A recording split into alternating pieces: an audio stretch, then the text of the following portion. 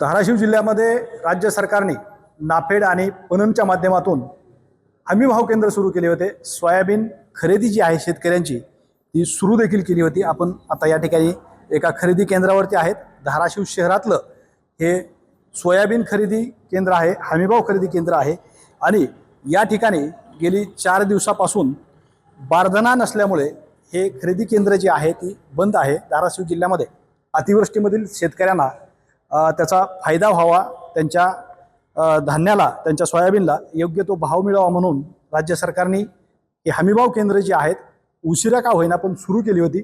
मात्र त्याच्यामध्ये आता बारदाना नसल्यामुळे या ठिकाणी हे केंद्र बंद असल्याचं आपल्याला पाहायला मिळतंय। आपल्याबरोबर केंद्राचे व्यवस्थापक आहेत। काय नाव तुमचं? राकेश मुंडे। किती दिवस झालं बंद आहे आणि कशामुळे? गेले 1 तारखेपासून बंद आहे, 4 दिवस झालं बंद आहे आणि बारदाना उपलब्ध नसल्यामुळे खरेदी केंद्र बंद आहे सध्या।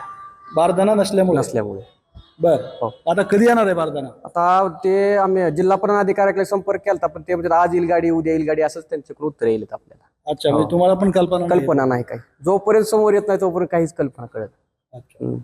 एकंदरीत जर पाहिलं तर या केंद्रावरती 900 शेतकऱ्याची जी आहे ती नोंदणी झाली आहे। 163 शेतकऱ्याला या व्यवस्थापकाने मॅसेज पाठवलाय आणि त्यातले 93 जे शेतकरी आहेत त्या 93 शेतकऱ्याचा माल फक्त या केंद्रावरती खरेदी झालाय आणि आता बारदाना नसल्यामुळं हे हमीभाव केंद्र जे आहे ते बंद असलेलं आपल्याला पाहायला मिळतंय।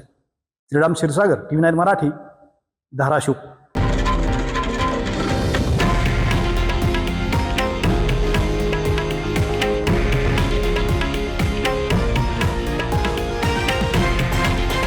हे आहे देशातील नंबर 1 न्यूज नेटवर्क आणि आपण पाहत आहात TV9 मराठी, एकमेव।